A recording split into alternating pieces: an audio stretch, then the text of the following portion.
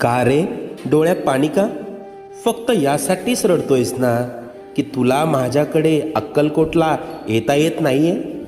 इतर लोक जातात आणि तुला मात्र परिस्थितीने बांधून ठेवलंय, याचंच वाईट वाटतंय ना? तू अक्कलकोटला येऊन त्या गर्दीत मला शोधतोस, पण मी मात्र तुझ्या घराच्या देव्हाऱ्यात मांडी घालून बसलोय. बाळा, मी अक्कलकोटला राजा म्हणून बसतो, लोकांची संकटे दूर करायला.